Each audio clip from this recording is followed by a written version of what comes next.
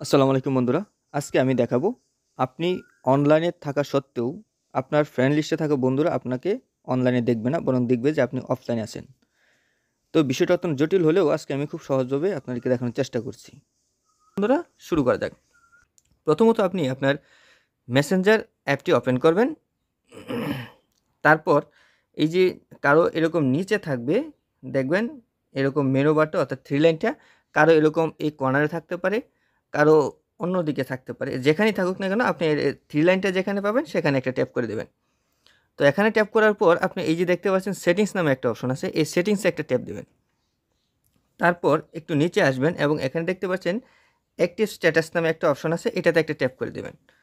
এবং এখানে ট্যাপ করে দেওয়ার সাথে সাথে এরকম একটা পেজ নিয়ে আসবে। তখন আপনি এই যে ডান পাশে দেখতে পাচ্ছেন যে একটা নীল অ অপশন আছে, আপনি এখানে একটা ট্যাপ করে দেবেন।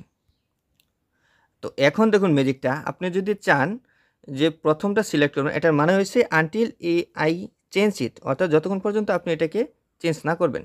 তারপর ২ নাম্বারটা হচ্ছে যে আপনি চাইলে ১ ঘন্টার জন্য এটা অফ করে রাখতে পারেন বা ৮ ঘন্টার জন্য রাখতে পারেন, অথবা তারপর শেষে নিচের যেটা আছে এটা হচ্ছে কাস্টম, অর্থাৎ এখানে আপনি একটা নির্দিষ্ট তারিখ দিয়ে দিবেন যে এত থেকে এত তারিখ পর্যন্ত।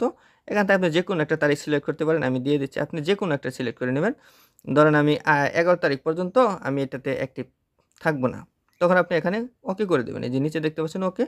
তো ১১ তারিখ থেকে আপনি ১১ তারিখ কয়টা পর্যন্ত আপনি এটাও এখান থেকে সিলেক্ট করে নিতে পারেন। তো বন্ধুরা, এভাবে সিলেক্ট করে নিয়ে আপনি যখন এখানে সেভে ক্লিক করে দেবেন তখন কিন্তু এটাকে আপনার সেভ হয়ে যাবে। তো বন্ধুরা, এভাবেই আপনি চাইলে আপনার বন্ধুদেরকে চমকে দিতে পারেন। তো বন্ধুরা, এই ছিল আজকের ভিডিওটি যদি ভালো লেগে থাকে তাহলে অবশ্যই চ্যানেলটি সাবস্ক্রাইব করে বেল আইকনটি বাজিয়ে দিন। আর যারা ফেসবুক পেজ থেকে দেখছেন তারা অবশ্যই পেজটি ফলো দিয়ে রাখুন। ধন্যবাদ সকলকে। আসসালামু আলাইকুম ওয়া রাহমাতুল্লাহ।